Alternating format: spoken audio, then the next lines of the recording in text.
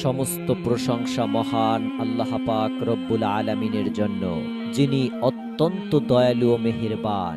বিশ্বনবী সাল্লাল্লাহু আলাইহি ওয়াসাল্লামের এবং ইসলামের ঘোরতর শত্রু ছিলেন আবু লাহাব। নবুয়াত প্রাপ্ত হওয়ার পর থেকেই আবু লাহাব নবী করিম সাল্লাল্লাহু আলাইহি ওয়াসাল্লামের প্রতি শত্রুতা প্রদর্শন করেছিলেন। শুধুমাত্র বিশ্বনবী সাল্লাল্লাহু আলাইহি ওয়াসাল্লামের শত্রু ছিলেন না, বরং মুসলিমদের উপর নানা ধরনের অত্যাচার করত এবং ইসলামের অস্তিত্ব মুছে ফেলার চেষ্টা করছিলেন। পবিত্র কোরআনে আবু লাহাব সম্পর্কে বলা হয়েছে, তার দুটি হাত ধ্বংস হোক এবং সে নিজেও ধ্বংস হোক। তো প্রিয় দর্শক, আজকের ভিডিওতে আমরা ইসলামের শত্রু সম্পর্কে আলোচনা করব, যার কথা পবিত্র কোরআনে উল্লেখ করা হয়েছে এবং সে ইসলামের বিরুদ্ধে কি কি অপকর্ম করেছিল, কি কি ষড়যন্ত্র করেছিল। এছাড়াও বিশ্বনবী সাল্লাল্লাহু আলাইহি ওয়াসাল্লামের সঙ্গে আবু লাহাবের সম্পর্ক কি ছিল, আবু লাহাবের স্ত্রী উম্মে জামিল কেমন ছিলেন এবং বিশ্বনবী মুহাম্মদুর রাসূলুল্লাহ সাল্লাল্লাহু আলাইহি ওয়াসাল্লামের জন্মের খবর শোনার পর আবু লাহাবের প্রতিক্রিয়া কি হয়েছিল, এই সব বিষয়ে আলোচনা করা হবে। আবু লাহাব ছিল তৎকালীন আরব কুরাইশ গোত্রের একজন অন্যতম নেতা। তার আসল নাম ছিল আব্দুল উজ্জা ইবনে আব্দুল মুত্তালিব, তবে তিনি আবু লাহাব নামে বেশি পরিচিত ছিলেন। আবু লাহাব ছিলেন বিশ্বনবী সাল্লাল্লাহু আলাইহি ওয়াসাল্লামের চাচা। আবু লাহাবের গায়ের রং ছিল উজ্জ্বল এবং তার চেহারা ছিল অত্যন্ত সুন্দর। আবু লাহাব তৎকালীন আরব সমাজের অন্যতম একজন ধনী ব্যক্তি হলেও অত্যন্ত কৃপণ স্বভাবের ছিলেন। বিশ্বনবী মুহাম্মদুর রাসূলুল্লাহ সাল্লাল্লাহু আলাইহি ওয়াসাল্লামের জন্মের খবর শুনে আবু লাহাব আনন্দিত হয়ে তার দাসী সুমাইয়াকে মুক্ত করে দিয়েছিলেন। যদিও আবু লাহাব কৃপণ ছিলেন, কিন্তু নবী করিম সাল্লাল্লাহু আলাইহি ওয়াসাল্লামের জন্মের পর তিনি এই উদারতা দেখিয়েছিলেন। নবী করিম সাল্লাল্লাহু আলাইহি ওয়াসাল্লামের পিতা আব্দুল্লাহ তার জন্মের পূর্বে ইন্তেকাল করেছেন। বড় চাচা হিসাবে আবু লাহাব নিজেকে মুহাম্মদ সাল্লাল্লাহু আলাইহি ওয়াসাল্লামের পিতার স্থলাভিষিক্ত মনে করতেন। কিন্তু নবী করিম সাল্লাল্লাহু আলাইহি ওয়াসাল্লামের দাদা আব্দুল মুত্তালিব ইন্তেকালের পূর্বে নবী করিম সাল্লাল্লাহু আলাইহি ওয়াসাল্লামের দেখাশোনার দায়িত্ব আবু লাহাবের বদলে আবু তালিবের উপর অর্পণ করেছিলেন। যদিও আবু তালিব আর্থিকভাবে আবু লাহাবের তুলনায় অনেকটাই দুর্বল ছিলেন। আবু লাহাবের স্ত্রী উম্মে জামিল অর্থাৎ আরওয়া বিনতে হারিস ছিলেন আবু সুফিয়ানের বোন। এই উম্মে জামিলের কণ্ঠস্বর ছিল খুবই দুঃখ, যে কারণে উম্মে জামিলকে জ্বালানি কাঠ বহনকারী বলা হতো। আবু লাহাবের মতো উম্মে জামিল নবী করিম সাল্লাল্লাহু আলাইহি ওয়াসাল্লামের প্রতি তীব্র শত্রুতা পোষণ করত। আবু লাহাব এবং উম্মে জামিল দুজনই ইসলাম এবং নবী সাল্লাল্লাহু আলাইহি ওয়াসাল্লামের বিরুদ্ধে অবস্থান নিয়েছিল। নবী করিম সাল্লাল্লাহু আলাইহি ওয়াসাল্লাম এবং তার পরিবারকে কষ্ট দেওয়ার ব্যাপারে আবু লাহাব ছিল সবচেয়ে অগ্রগামী। আবু লাহাবের ছিল দুই ছেলে, একজন ছিল উতবা ও তাইয়্যিবা, এবং উতবা এবং তাইয়্যিবার সঙ্গে নবী করিম সাল্লাল্লাহু আলাইহি ওয়াসাল্লামের দুই কন্যা উম্মে কুলসুম এবং রুকাইয়ার বিয়ে হয়েছিল। বিশ্বনবী মুহাম্মদুর রাসূলুল্লাহ সাল্লাল্লাহু আলাইহি ওয়াসাল্লামের নবুয়াত প্রাপ্তির পর থেকেই আবু লাহাবের সঙ্গে তার শত্রুতা শুরু হয়েছিল। নবী করিম সাল্লাল্লাহু আলাইহি ওয়াসাল্লাম নবুয়াত প্রাপ্তির প্রথম ৩ বছর গোপনে ইসলাম প্রচার করছিলেন। এরপরে মহান আল্লাহ তাআলার পক্ষ থেকে হুকুম আসে, আপনার নিকট আত্মীয়দেরকে আল্লাহ তাআলার আযাব থেকে সতর্ক করুন। তখন নবী করিম সাল্লাল্লাহু আলাইহি ওয়াসাল্লাম মহান আল্লাহ রাব্বুল আলামিনের এই হুকুম বাস্তবায়নের জন্য বনু হাশিম গোত্রকে ইসলামের দাওয়াত দিতে শুরু করছিলেন। বিশ্বনবী সাল্লাল্লাহু আলাইহি ওয়াসাল্লাম বনু হাশিম গোত্রের সামনে তাওহীদের বার্তা পেশ করেছিলেন। তিনি তাদেরকে ইসলামের দাওয়াত দিয়েছিলেন, কিন্তু আবু লাহাব এই বার্তা শুনে ক্ষিপ্ত কণ্ঠে বলেছিলেন, এখানে যারা উপস্থিত রয়েছেন তারা সবাই বলে, আরবের সম্মানিত ব্যক্তি মুহাম্মদ, তুমি বোকামি ছেড়ে দাও এবং এটা বুঝে নাও যে তোমার পরিবারের পক্ষে সমগ্র আরবের বিরুদ্ধে দাঁড়ানোর মতো শক্তি নেই। আর তুমি যদি এই দাবিতে অটল থাকো তাহলে তোমাকে অবশ্যই সমগ্র আরবের মুখোমুখি হতে হবে। আবু লাহাবের এই বেয়াদবিপূর্ণ উক্তি শুনে নবী করিম সাল্লাল্লাহু আলাইহি ওয়াসাল্লাম নীরব ছিলেন। এরপর উপস্থিত সকলেই সেখান থেকে চলে গিয়েছিল। এই ঘটনার কয়েকদিন পর নবী করিম সাল্লাল্লাহু আলাইহি ওয়াসাল্লাম আবারও তার নিকট আত্মীয়দের ডেকে তাওহীদের বাণী আরো স্পষ্টভাবে পেশ করছিলেন। এবারও আবুল আহাব প্রচণ্ড ক্ষিপ্ত হয়ে নবী করিম সাল্লাল্লাহু আলাইহি সাল্লামকে অশ্লীল ভাষায় গালিগালাজ করছিলেন এবং আবু তালিবকে বললেন, তোমাকে অবশ্যই মুহাম্মাদকে বিচারের সম্মুখীন করতে হবে। এর উত্তরে আবু তালিব বললেন, মহান আল্লাহ তাআলার কসম, যতদিন আমি জীবিত অবস্থায় আছি আমি আমার ভাতিজা মুহাম্মাদকে সুরক্ষা প্রদান করব।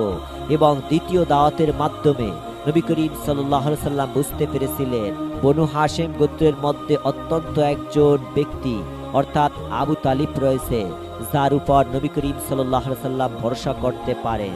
এরপর নবী করিম সাল্লাল্লাহু আলাইহি সাল্লাম আরও সাহসী পদক্ষেপ নিয়েছিলেন। একদিন তিনি সাফা পাহাড়ে আরোহণ করে উচ্চস্বরে কুরাইশ গোত্রগুলোকে ডাকলেন। তিনি বললেন, ফিহর এবং আদি এবং কাপ ইত্যাদি। নবী করিম সাল্লাল্লাহু আলাইহি সাল্লাম ততক্ষণ পর্যন্ত গোত্রগুলোকে ডেকেছিলেন যতক্ষণ না সমস্ত গোত্রের মানুষেরা তার নিকট একত্রিত হয়েছিল। বিশ্বনবী সাল্লাল্লাহু আলাইহি ওয়াসাল্লামের আহ্বানে যারা সরাসরি উপস্থিত হতে পারেন নাই তাদের পক্ষ থেকে একজন প্রতিনিধি পাঠিয়েছিলেন। সকল গোত্রের মানুষ একত্রিত হওয়ার পর নবী করিম সাল্লাল্লাহু আলাইহি সাল্লাম সবাইকে উদ্দেশ্য করে বললেন, এই পাহাড়ের পেছনে একটি সেনাবাহিনী অবস্থান করছে যারা তোমাদের উপর আক্রমণ করবে। তবে কি তোমরা আমার কথা বিশ্বাস করবে? সবাই একসঙ্গে জবাব দিল, আপনি বললে আমরা অবশ্যই বিশ্বাস করব, কারণ নবী করিম সাল্লাল্লাহু আলাইহি সাল্লাম সম্পর্কে তাদের অভিজ্ঞতা ছিল, তিনি কখনো মিথ্যা বলেন না। এরপর বিশ্বনবী সাল্লাল্লাহু আলাইহি ওয়াসাল্লাম বললেন, আমি তোমাদেরকে একটি কঠিন শাস্তি সম্পর্কে সতর্ক করছি, তোমরা নিজেদেরকে জাহান্নামের আগুন থেকে বাঁচাও, আমি তোমাদেরকে আল্লাহ তাআলার শাস্তি থেকে বাঁচানোর কোনো ক্ষমতা রাখি না। বিশ্বনবী সাল্লাল্লাহু আলাইহি ওয়াসাল্লাম এই কথা বলছেন, ঠিক তখনই আবুল আহাব ক্ষিপ্ত কণ্ঠে বলল, তোমার ধ্বংস হোক, তুমি কি এই সমস্ত বাজে কথা বলার জন্য আমাদেরকে এখানে আহ্বান করেছো? আবুল আহাবের এই বেয়াদবিপূর্ণ বিরোধিতার কারণে বিশ্বনবী সাল্লাল্লাহু আলাইহি ওয়াসাল্লাম সেই দিন মক্কার মানুষদেরকে পুরোপুরিভাবে তাওহীদের দাওয়াত দিতে সক্ষম হননি।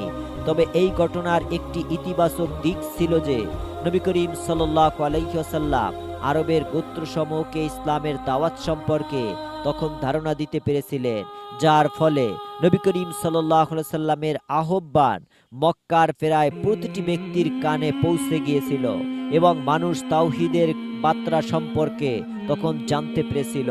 আবুল আহাবের সীমালঙ্ঘনের জবাবে মহান আল্লাহ তাআলা সূরা লাহাব নাজিল করেছিলেন। এখানে একটি প্রশ্ন উঠে আসে যে তৎকালীন আরব সমাজে নবী করিম সাল্লাল্লাহু আলাইহি সাল্লামের অনেক শত্রু ছিল, এমনকি আবুল আহাবের চেয়েও বড় শত্রু ছিল। তাহলে শুধুমাত্র আবুল আহাবের নামই কেন পবিত্র কোরআনে উল্লেখ করা হয়েছে? এর উত্তর হচ্ছে দুইটি প্রধান কারণে। আবুল আহাবের অপরাধের গুরুত্ব বেশি ছিল। প্রথম কারণ, তৎকালীন আরব সমাজে কোনো সুসংগঠিত সরকার বা আইন ব্যবস্থা ছিল না, একমাত্র গোত্রীয় সমর্থন ছিল। মানুষের প্রধান ভরসা কোনো মুসলিম ব্যক্তি তার গোত্রের কাছে সাহায্য চাইত এবং গোত্র তাকে সমর্থন করত। এই ক্ষেত্রে আত্মীয়তার সম্পর্ক এবং গোত্রীয় সম্মান খুবই গুরুত্বপূর্ণ ছিল। আবুল আহাব ছিলেন বনু হাশেম গোত্রের একমাত্র ব্যক্তি যে গোত্রীয় সম্মান এবং আত্মীয়তার সম্পর্ক ছিন্ন করে নবী করিম সাল্লাল্লাহু আলাইহি সাল্লামের বিরোধিতা করেছিলেন। এমনকি যখন বনু হাশেম গোত্রকে বয়কট করা হয়েছিল তখনও আবুল আহাব তার গোত্রের পক্ষে দাঁড়ায়নি। এটা ছিল আবুল আহাবের চরম বিশ্বাসঘাতকতা। আবু তালেব এই অপরাধের সময় বনু হাশেম গোত্রের এমন অনেকেই ছিলেন যারা নবী করিম সাল্লাল্লাহু আলাইহি সাল্লাম এবং ইসলামকে কবুল করেন নাই, কিন্তু তারা গোত্রীয় সম্মানের কারণে নবী করিম সাল্লাল্লাহু আলাইহি সাল্লামের পাশে অবস্থান নিয়েছিলেন। এমনকি নবী করিম সাল্লাল্লাহু আলাইহি সাল্লামের চাচা আবু তালেব, যিনি শেষ পর্যন্ত ঈমান কবুল করেননি, তিনি সারা জীবন নবী করিম সাল্লাল্লাহু আলাইহি সাল্লামের নিরাপত্তা বিধান করেছেন। দ্বিতীয় কারণ, তৎকালীন আরব সমাজে চাচাকে বাবার সমপরিমাণ সম্মান দেওয়া হতো। বিশেষ করে পিতা মারা গেলে চাচাই পিতার স্থান গ্রহণ করতেন। এই দৃষ্টিকোণ থেকে আবুল আহাবের উচিত ছিল বিশ্বনবী সাল্লাল্লাহু আলাইহি ওয়াসাল্লামের প্রতি সঠিকভাবে দায়িত্ব পালন করা, কিন্তু আবুল আহাব তার দায়িত্ব পালন করেননি, বরং নবী করিম সাল্লাল্লাহু আলাইহি ওয়াসাল্লামের শত্রু হিসাবে গণ্য হয়েছিল। সাফা পাহাড়ে আবুল আহাবের দুর্ব্যবহার এবং সীমালঙ্ঘনের পরেও বিশ্বনবী সাল্লাল্লাহু আলাইহি সাল্লাম নীরব ছিলেন, কারণ আনুষ্ঠানিকভাবে আবু লাহাব নবী করিম সাল্লাল্লাহু আলাইহি সাল্লামের পিতৃতুল্য ছিলেন। তাই মহান আল্লাহ তাআলা নিজেই আবু লাহাবের নাম উল্লেখ করে তার নিন্দা করেছিলেন সূরা লাহাবে। সেখানে বলেন, আবু লাহাবের 2 হাত ধ্বংস হোক। এই বাক্যটির অর্থ এই নয় যে শারীরিকভাবে আবু লাহাবের হাত ভেঙে যাবে, বরং এটা অভিশাপ ধরনের বাক্য, যা রাগ এবং অসন্তোষের মুহূর্তে বলা হয়। এমন শব্দ শুধুমাত্র আরবিতেই নয়, বরং প্রতিটি ভাষাতেই পাওয়া যায়। সূরা লাহাব নাজিল হওয়ার পর আবু লাহাবের স্ত্রী উম্মে জামিল রাগান্বিত হয়ে নবী করিম সাল্লাল্লাহু আলাইহি ওয়াসাল্লামের বিরুদ্ধে প্রতিশোধ নেয়ার উদ্দেশ্যে বের হয়েছিলেন। যখন উম্মে জামিল কাবায় উপস্থিত হয়েছিলেন, তখন সেখানে আবু বকর সিদ্দিক রাদিয়াল্লাহু তাআলা দাঁড়ানো এবং তার সঙ্গে নবী করিম সাল্লাল্লাহু আলাইহি সাল্লাম উপস্থিত ছিলেন। আবু বকর রাদিয়াল্লাহু তাআলা নবী করিম সাল্লাল্লাহু আলাইহি সাল্লামকে সতর্ক করে বললেন, হে আল্লাহর রাসূল, উম্মে জামিল আসছেন এবং আমি আশঙ্কা করছি তিনি আপনাকে কটু ভাষায় গালিগালাজ করবেন। নবী করিম সাল্লাল্লাহু আলাইহি সাল্লাম উত্তর দিয়েছিলেন, উম্মে জামিল আমাকে দেখতে পাবেন না, এবং ঠিক তাই হয়েছিল। নবী করিম সাল্লাল্লাহু আলাইহি সাল্লাম সেখানে উপস্থিত থাকা সত্ত্বেও উম্মে জামিল তাকে দেখতে পাননি।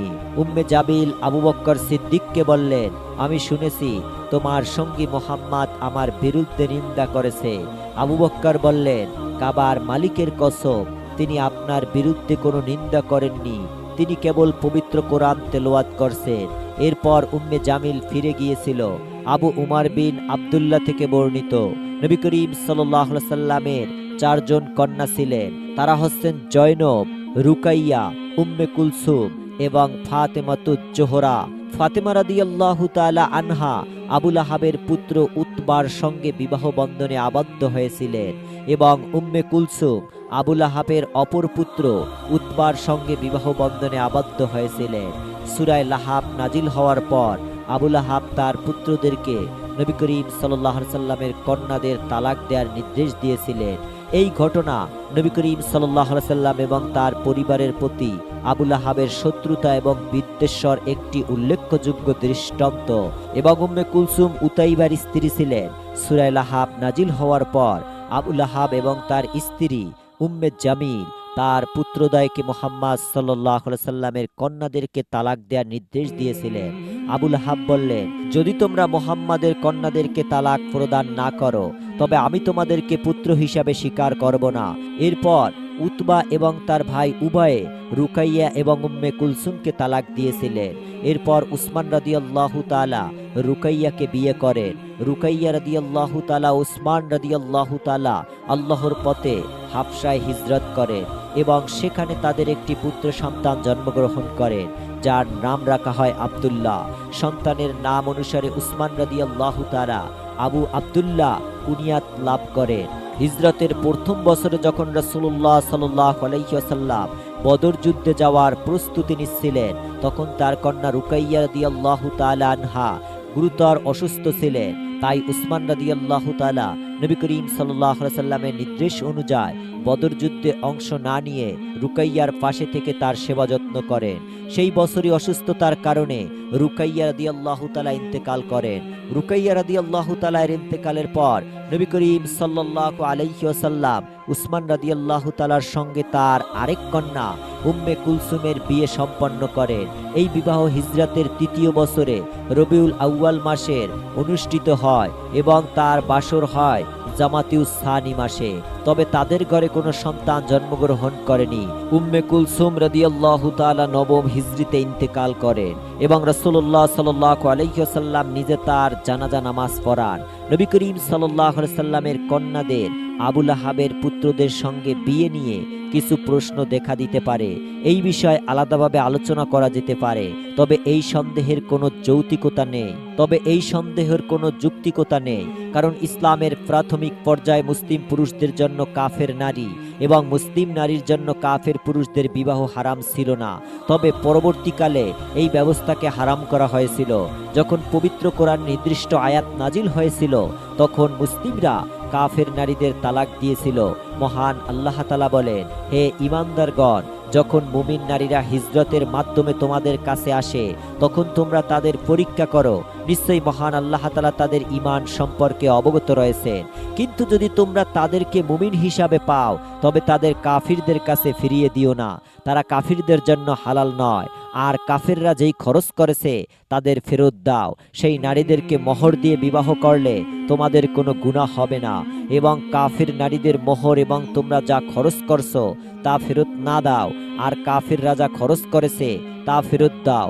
এটা মহান আল্লাহ তাআলার ফয়সালা, যা তিনি তোমাদের মধ্যে কার্যকর করেছেন, এবং মহান আল্লাহ তাআলা মহাজ্ঞানী প্রজ্ঞাময়। এই আয়াত থেকে আমরা বুঝতে পারি কাফের নারীদেরকে বিয়ে করা হারাম করা হয়েছে। মুসলিমরা শুধুমাত্র আহলে কিতাব অর্থাৎ ইহুদি ও খ্রিস্টান নারীদেরকে বিয়ে করতে পারবে যদি তারা পবিত্র চরিত্রের হয় এবং মোহর আদায় করা হয়। মহান আল্লাহ তাআলা বলেন, পবিত্র বস্তুগুলিকে আজ তোমাদের জন্য হালাল, আর আহলে কিতাবের জবাইকৃত পশু তোমাদের জন্য হালাল, আর তোমাদের জবাইকৃত পশু তাদের জন্য হালাল, এবং পবিত্র চরিত্রের মুসলিম নারী এবং তোমাদের আগে যাদেরকে কিতাব দেওয়া হয়েছে তাদের পবিত্র চরিত্রে নারীদেরকেও বিয়ে করা হালাল যদি তোমরা তাদের মোহর আদায় করো এবং নিয়মিতভাবে তাদের সঙ্গে বিয়ে করো।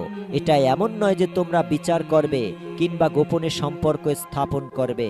নিশ্চয়ই ঈমানের কাজগুলি ছাড়া অন্য সমস্ত কাজ বাতিল এবং অকার্যকর। যারা এই ধরনের কাজ করবে তারা আখিরাতে ক্ষতিগ্রস্তের মধ্যে থেকে যাবে। সূরা আল মাইদা আয়াত নং 5।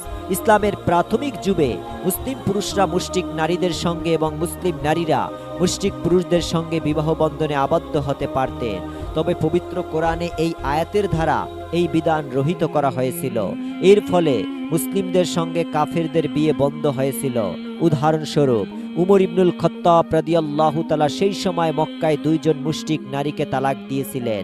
তাদের মধ্যে একজন ছিলেন আবু উমাইয়ার কন্যা, নাম ছিল কারিবা, যাকে পরবর্তীতে মুয়াবিয়া ইবনে আবু সুফিয়ান বিয়ে করেন। তখন তারা দুজনে মুশরিক ছিলেন। দ্বিতীয়জন ছিলেন উমর আল খাত্তাব রাদিয়াল্লাহু তাআলা এর কন্যা উম্মে কুলসুম, যাকে পরে হুযায়ফা বিয়ে করেছিলেন। সেই সময় তারা উভয় মুশরিক ছিলেন। ইসলামের প্রাথমিক যুগে নবী করিম সাল্লাল্লাহু আলাইহি সাল্লাম তার কন্যাদের বিয়ে দিয়েছিলেন আবু লাহাবের 2 পুত্রের সঙ্গে। কিন্তু যখন ইসলামের দাওয়াত প্রকাশ হয় এবং শত্রুতা শুরু হয় তখন আবু লাহাবের ইশারায় তার 2 পুত্র রুকাইয়া ও উম্মে কুলসুমকে তালাক দিয়ে দেয়। এছাড়াও নবী করিম সাল্লাল্লাহু আলাইহি সাল্লামের কন্যা জয়নব রাদিয়াল্লাহু তাআলার বিয়ে হয়েছিল আবু আস ইবনে রবির সঙ্গে। সেই সময় আবু আস ছিলেন মুশরিক। পরে যখন ইসলামী বিধান অনুযায়ী মুসলিম নারীর সঙ্গে কাফের পুরুষের বিবাহ হারাম ঘোষণা করা হয় তখন নবী করিম সাল্লাল্লাহু আলাইহি সাল্লাম তাদের মধ্যে বিচ্ছেদ ঘটান। কিছু সময় পর আবুল আস ইসলাম গ্রহণ করলে রাসূলুল্লাহ সাল্লাল্লাহু আলাইহি সাল্লাম তার কন্যা জয়নব রাদিয়াল্লাহু তাআলাকে পুনরায় তার নিকট ফিরিয়ে দেন। অন্যদিকে আবু লাহাবের পুত্র উতাইবা নবী করিম সাল্লাল্লাহু আলাইহি সাল্লামের সঙ্গে শিষ্টাচার বহির্ভূত আচরণ করে। সে রাসূলকে গালাগালি করে এবং প্রকাশ্যে শত্রুতা প্রদান করে, যা সীমা অতিক্রম করেছিল। এমনকি সে বিশ্বনবী সাল্লাল্লাহু আলাইহি সাল্লামের উপর ঝাঁপিয়ে পড়ে এবং নবী করিম সাল্লাল্লাহু আলাইহি সাল্লামের পবিত্র জামা মোবারক ছিঁড়ে ফেলেছিলেন। এই অপমানজনক ঘটনায় বিশ্বনবী সাল্লাল্লাহু আলাইহি ওয়াসাল্লাম প্রচণ্ড কষ্ট পেয়েছিলেন। নবী করিম সাল্লাল্লাহু আলাইহি সাল্লাম তখন বললেন, হে মহান আল্লাহ তাআলা, আপনার সৃষ্টি পশুদের মধ্য থেকে কোনো পশুকে তার উপর ক্ষমতা দান করুন। নবী করিম সাল্লাল্লাহু আলাইহি সাল্লামের মুখ থেকে উচ্চারিত প্রতিটি শব্দ অমোষ এবং তা অবশ্যই পূর্ণ হয়। মুশরিকরাও জানতো, তবে নবী করিম সাল্লাল্লাহু আলাইহি সাল্লাম যখন বললেন তা কখনো ব্যর্থ হয় না।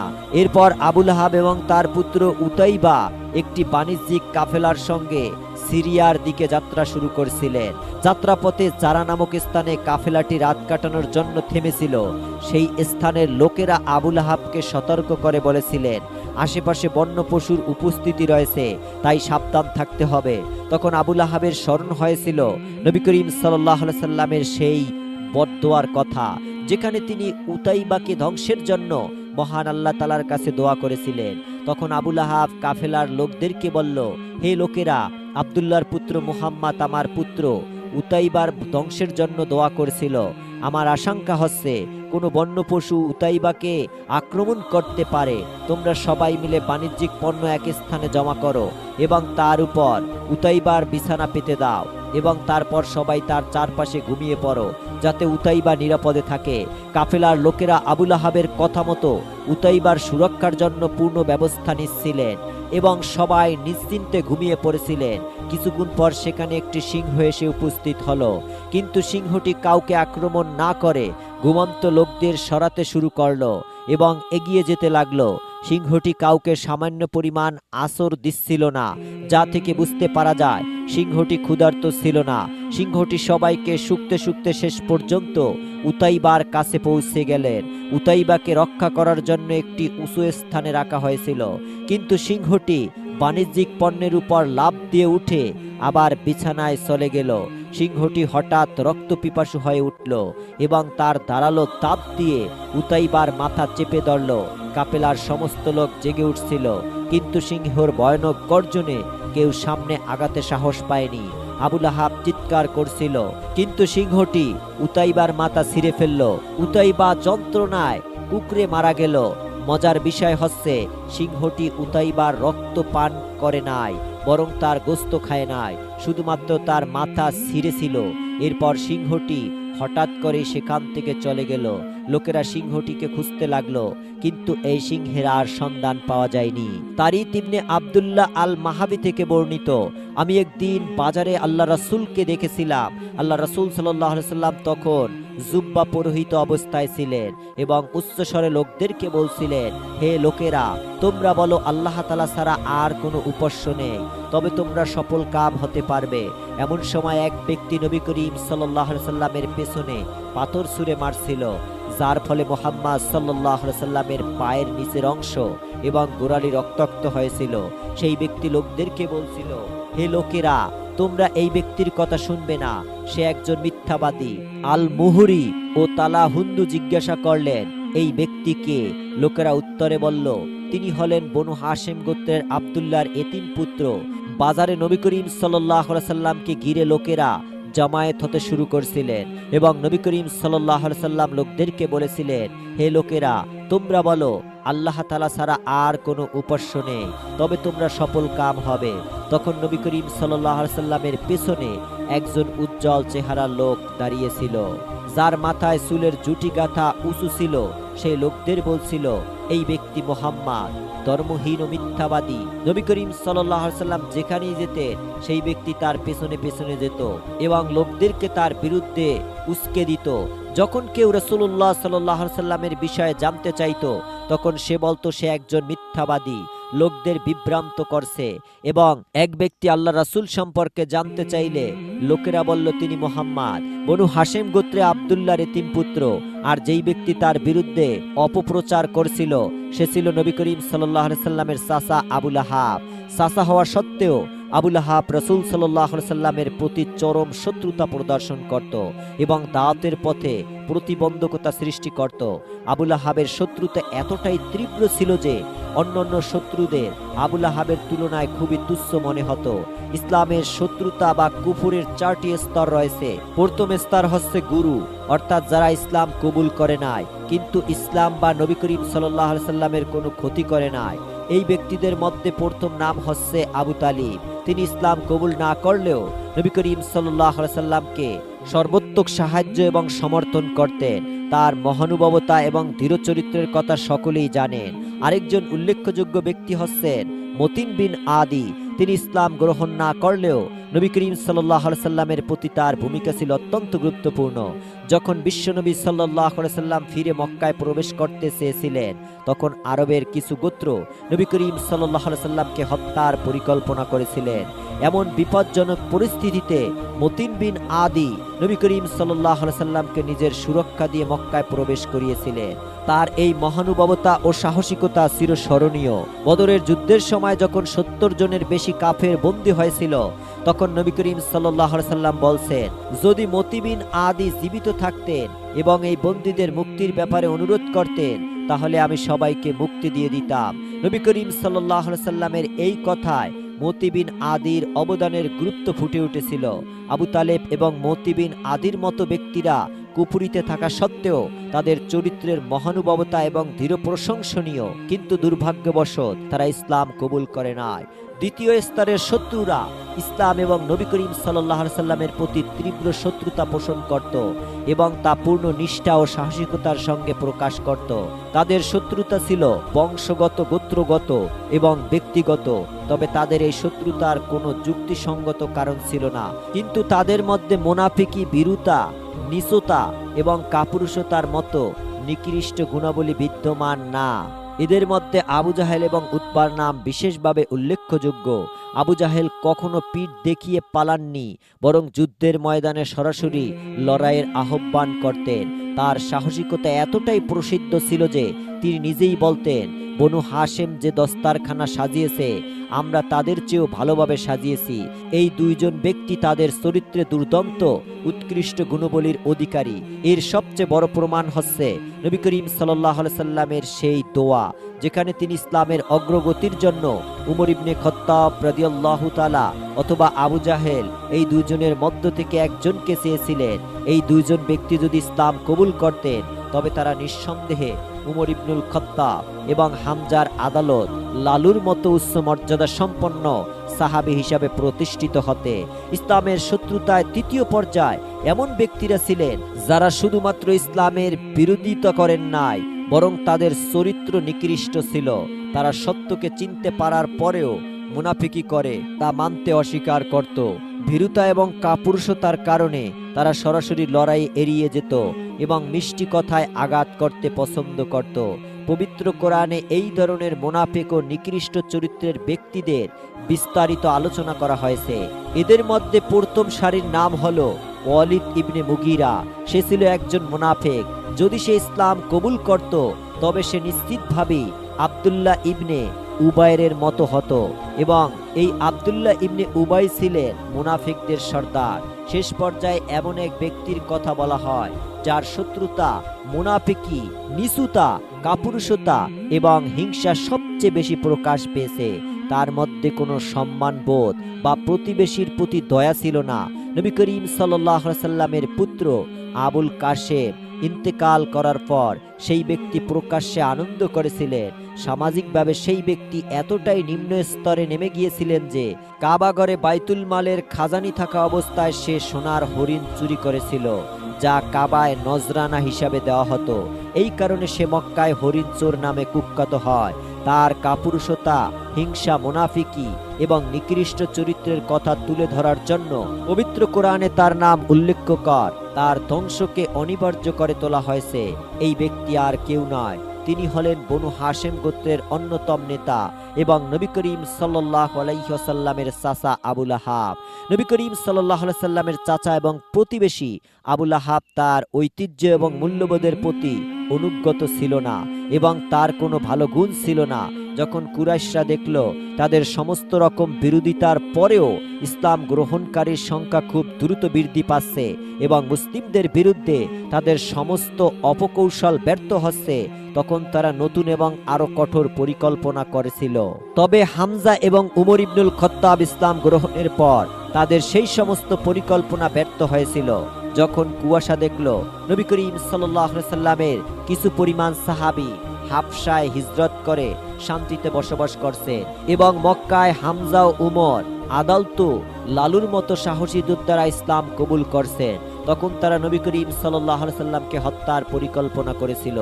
আবু তালেব যখন নবী করিম সাল্লাল্লাহু আলাইহি সাল্লামকে হত্যার পরিকল্পনা করার কথা জানতে পারেন, তখন তিনি বনু হাশেম গোত্রের সকল সদস্যদের একত্রিত করেছিলেন এবং বনু হাশেম গোত্রের সকলেই নবী করিম সাল্লাল্লাহু আলাইহি সাল্লামকে হত্যাকারীদের কবল থেকে সুরক্ষা প্রদান দেন। কুরাইশদের এই পরিকল্পনা যখন ব্যর্থ হয়েছিল, তখন আরবের সমস্ত গোত্র একত্রিত হয়ে বনু হাশেম গোত্রের বিরুদ্ধে একটি চুক্তি করেছিলেন।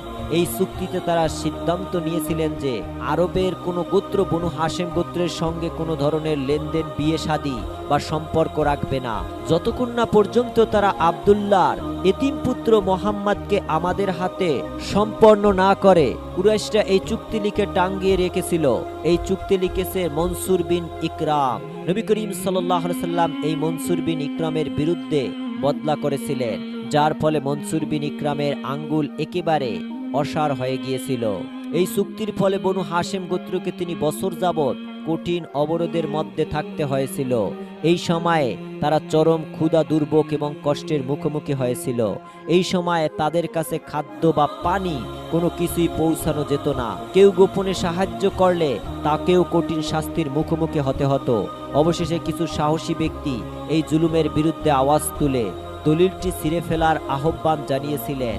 তাদের মধ্যে বিখ্যাত ছিলেন হাশেম ইবনে আমর এবং আবু আল বক্তারা বিন হাশেম।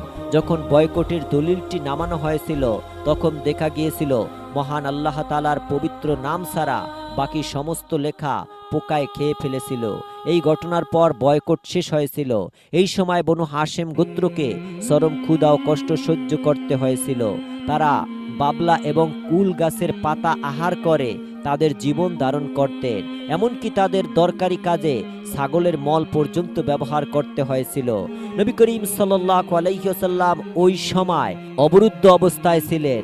একটি রিওয়ায়াতে বর্ণিত হয়েছে, বিশ্বনবী সাল্লাল্লাহু আলাইহি ওয়াসাল্লাম বলছেন, এক রাতে আমি এতটাই ক্ষুধার্ত ছিলাম যে আমার পায়ের নিচে ভেজা কোনো কিছু পেয়ে তা মুখে দিয়েছিলাম। এখনো আমি জানি না সেটা কি ছিল। অপর এক রিওয়ায়াতে বর্ণিত, রাসূলুল্লাহ সাল্লাল্লাহু আলাইহি ওয়াসাল্লাম যখন শিবে আবু তালিবে অবরুদ্ধ অবস্থায় ছিলেন তখন এক রাতে তিনি উটের চামড়ার একটি টুকরা পেলেন। সেটিকে তিনি পরিষ্কার করে আগুনে পুড়িয়ে নরম করে নিলেন। তারপর পাথর দিয়ে চূর্ণ করে ময়দার মতো করে পানির সঙ্গে মিশিয়ে 3 দিন তা আহার করে জীবিকা নির্বাহন করেন। এই অবরুদ্ধ সময় যখন কোনো ব্যবসায়ী কাফেলা খাদ্য সামগ্রী নিয়ে মক্কায় প্রবেশ করত, বনু হাশেমের কেউ যদি তা কিনতে বাজারে যেত তখন আবু লাহাব, আবু জাহেল সহ আরও কয়েকজন মুশরিক ব্যবসায়ীদের কাছে গিয়ে বলতো, মুহাম্মাদের সঙ্গীদের কাছে বেশি দাম দাবি করো যাতে তারা কোনো কিছু কিনতে না পারে এবং তোমাদের পণ্য বিক্রি না হয়, তবে আমরা তোমার ক্ষতিপূরণ করব। এইভাবে ব্যবসায়ীরা দাম বাড়িয়ে দিত, ফলে গরিব মুসলিমদের খালি হাতে ফিরে যেতে হতো। শিশুরা ক্ষুধায় কান্নাকাটি করত। এইদিকে আবু লাহাব ব্যবসায়ীদের নিকট থেকে সেই জিনিসগুলি বেশি দামে কিনে নিতেন। এই অবস্থায় মুসলিমরা নিঃস্ব ক্ষুধার্ত হয়ে মৃত্যুর খুব নিকটে পৌঁছে গিয়েছিলেন। ইবনে আব্বাস রাদিয়াল্লাহু তাআলা এর বর্ণনা অনুযায়ী অনেকেই মারা গিয়েছিলেন। আবু লাহাবের স্ত্রীও নবী করিম সাল্লাল্লাহু আলাইহি সাল্লামের কঠোর বিরোধী ছিলেন। পবিত্র কোরআনে তার সম্পর্কে বলা হয়েছে, সে জাহান্নামে তার স্বামীর জন্য আগুনের কাঠ সংগ্রহ করবে যাতে আগুন আরো প্রজ্বলিত হয়। যেমন সে দুনিয়ায় তার স্বামীর কুপুর ও শত্রুতায় সাহায্য করেছিল, তেমনি জাহান্নামেও তার সাহায্যকারী হবে। ইবনে কাসিরে বলেন, সে কাঠযুক্ত ঝোপঝাড় সংগ্রহ করে নবী করিম সাল্লাল্লাহু আলাইহি সাল্লামের পথে ছড়িয়ে দিত। কিছু কিছু বর্ণনায় বলা হয়েছে এটা তার চোখ গোলখুলির অভ্যাসকেও নির্দেশ করে। সে কুরাইশদের কাছে গিয়ে নবী করিম সাল্লাল্লাহু আলাইহি সাল্লামের নামে বদনাম করত এবং কুরাইশদেরকে নবী করিম সাল্লাল্লাহু আলাইহি সাল্লামের বিরুদ্ধে উৎসাহিত করত। আরও একটি রিওয়ায়াতে বর্ণিত হয়েছে, আবু লাহাব যেমন নবী করিম সাল্লাল্লাহু আলাইহি সাল্লামের উপর তীব্র শত্রুতা পোষণ করত, ঠিক তেমনি তার স্ত্রী উম্মে জামিলাও শত্রুতা ও বিরোধিতার সহযোগিতা করত। পবিত্র কোরআনে উল্লেখ করা হয়েছে, এই দুর্ভাগা নারীও তার স্বামীর সঙ্গে জাহান্নামের আগুনে প্রবেশ করবে। এই মহিলা নবী করিম সাল্লাল্লাহু আলাইহি ওয়াসাল্লাম এবং তার সাহাবায়ে কেরামের বিরুদ্ধে চগলখুরি করত। পবিত্র কোরআনের আয়াতে তাকে আগুনের কাঠ বহনকারী বলা হয়েছে। ইবনে আব্বাস রাহমাতুল্লাহ আলাইহি, মুজাহিদ, ইকরিমা প্রমুখ মুফাসসিরগণ বলেছেন, এখানে তার চগলখুরির অভ্যাসকে বোঝানো হয়েছে। অন্যদিকে ইবনে জায়েদ সহ প্রমুখ মুফাসসিরগণ এটাকে প্রকৃত অর্থে গ্রহণ করেছেন। তাদের মতে এই মহিলা জঙ্গল থেকে কাঠযুক্ত কাঠ সংগ্রহ করে আনত এবং নবী করিম সাল্লাল্লাহু আলাইহি সাল্লামের পথে বিছিয়ে দিত যাতে তাকে কষ্ট দেওয়া যায়। পবিত্র কোরআনে আবু লাহাবের স্ত্রী এই ঘৃণিত কর্মকাণ্ডকে আগুনের কাঠ বহনকারী বলে উল্লেখ করা হয়েছে। এই ঘটনা প্রমাণ করে যে আবু লাহাবের আচরণ নবুয়তের আগে কতটা ভয়ঙ্কর ও বিদ্বেষপূর্ণ ছিল। নবী করিম সাল্লাল্লাহু আলাইহি সাল্লাম নিজের চাচাকে রক্ষা করতে দাঁড়িয়ে পড়েন, যা তার নৈতিক সাহস এবং পারিবারিক দায়িত্ববোধের একটি উজ্জ্বল দৃষ্টান্ত। এই ঘটনা আবু লাহাবের মনে প্রচণ্ড রেখাপাত করেছিল এবং তিনি নবী করিম সাল্লাল্লাহু আলাইহি সাল্লামের প্রতি আরো বেশি মাত্রায় রুদ্র হয়ে উঠেন। ইসলামের বিরোধিতা করার পেছনে আবু লাহাবের নিজস্ব যুক্তি ছিল। তিনি প্রায়ই বলতেন, এবং হাশেম গোত্রের লোকেরা ইসলামের একটি ক্ষতিকর ধর্ম, আমাদের এটাকে থামানো উচিত, কারণ আমরা যদি মুসলিম হয়ে যাই তাহলে অন্যান্য আরবদের মধ্যে আমাদের মর্যাদা ক্ষুণ্ণ হয়ে যাবে। আবু লাহাব ভয় পেতেন যে বনু হাশেম গোত্রের সবাই যদি ইসলাম কবুল করে তাহলে সমগ্র কুরাইশ এবং অন্যান্য আরব গোত্র বনু হাশেমের বিরুদ্ধে চলে যাবে। এই আশঙ্কায় তাকে ইসলামের বিরুদ্ধে এতটা শক্ত অবস্থান নিতে বাধ্য করেছিল। নবুয়তের দাওয়াত শুরু হওয়ার পর আবু লাহাব এবং তার স্ত্রী উম্মে জামিল নবী করিম সাল্লাল্লাহু আলাইহি সাল্লামের বিরুদ্ধে জোরালোভাবে প্রচারণা চালিয়েছিলেন। তারা ইসলামের প্রচারকে থামানোর জন্য সর্বত্র চেষ্টা করেছিলেন। তাদের এই শত্রুতা এতটাই গুরুতর ছিল যে মহান আল্লাহ তাআলা পবিত্র কোরআনে শুধুমাত্র তাদের দুজনের কথা বিশদভাবে উল্লেখ করেছেন। যখন নবী করিম সাল্লাল্লাহু আলাইহি ওয়াসাল্লাম মানুষদেরকে তাওহীদের দাওয়াত দিতেন তখন আবু লাহাব পিছনে পিছনে যেতেন এবং লোকদেরকে বিভ্রান্ত করার চেষ্টা করতেন। তিনি নবী করিম সাল্লাল্লাহু আলাইহি সাল্লামকে পাথর ছুঁড়ে মারতেন এবং বলতেন, মুহাম্মাদের কথায় কান দিও না, মুহাম্মাদ একটা পাগল এবং মিথ্যাবাদী। আবু লাহাব ছিল সেই ব্যক্তি যে জীবনের সুখ স্বাচ্ছন্দ্য সম্পদ থাকা সত্ত্বেও মহান আল্লাহ তাআলাকে চিনতে পারেনি এবং নবী করিম সাল্লাল্লাহু আলাইহি সাল্লামের সম্মান বুঝতে ব্যর্থ, বরং সে শয়তানের পথ অনুসরণ করে নবী করিম সাল্লাল্লাহু আলাইহি সাল্লামকে কষ্ট দিয়েছিল এবং মুসলিমদের অত্যাচার করেছিল। তার অহংকার এবং শত্রুতার ফলাফল ছিল অত্যন্ত ভয়াবহ। দুনিয়াতে তার পরিচিতি ছিল শিক্ষণীয় এবং আখিরাতে তার জন্য রয়েছে কঠিন শাস্তি। শুধু আবুধাবি নয়, মক্কার অনেক মানুষ ইসলামের উপর শত্রুতাবশত নবী করিম সাল্লাল্লাহু আলাইহি সাল্লামকে অনেক কষ্ট দিয়েছিল। নবী করিম সাল্লাল্লাহু আলাইহি ওয়াসাল্লামকে অপমান করার পাশাপাশি তারা নবী করিম সাল্লাল্লাহু আলাইহি সাল্লামকে লক্ষ্য থেকে সরানোর চেষ্টা করেছেন, ভয় দেখিয়েছেন, হুমকি দিয়েছেন, এমনকি নারী ও সম্পদের লোভ দেখিয়েছেন। কিন্তু নবী করিম সাল্লাল্লাহু আলাইহি ওয়াসাল্লাম কোনো সাধারণ মানুষ ছিলেন না, তিনি ছিলেন মহান আল্লাহ তাআলার প্রিয় রাসূল। তিনি সর্বদা সত্যের পথে অটল ছিলেন। কোনো ভয় বা কোনো লোভ তাকে সত্য থেকে সরাতে পারেনি। নবী করিম সাল্লাল্লাহু আলাইহি সাল্লামের সাহাবীরাও তার প্রতি গভীর ভালোবাসার উপর বিশ্বাস নিয়ে প্রতিটি কঠিন পরিস্থিতি সাহসিকতার সঙ্গে মোকাবেলা করেছে। তাদের এই আত্মত্যাগ, ধৈর্য, অবিচলতার কারণে ইসলাম বিজয়ী হয়েছে এবং ইসলামের শত্রুদের পরাজয় ঘটেছে। মহান আল্লাহ তাআলার কাছে আমরা দোয়া করি তিনি যেন সকল মুসলিমকে নবী করিম সাল্লাল্লাহু আলাইহি সাল্লামের প্রতি সত্যিকারের ভালোবাসা দান করেন এবং ইসলামের প্রকৃত সমর্থক হিসাবে গড়ে তোলেন। আমিন। সুপ্রিয় দর্শক মণ্ডলী, প্রতিদিন নতুন নতুন ভিডিও পেতে আমাদের চ্যানেলটি অবশ্যই সাবস্ক্রাইব করুন এবং পাশে থাকা বেল আইকনটি প্রেস করতে অবশ্যই ভুলবেন না এবং সেই সাথে আপনার যে কোনো মতামত আমাদের জানাতে আমাদের ভিডিওতে অবশ্যই একটি লাইক করে আমাদের ভিডিওতে কমেন্ট করুন। আশা করি আপনারা সকলে ভালো থাকবেন, সুস্থ থাকবেন। আসসালামু আলাইকুম ওয়া রাহমাতুল্লাহ।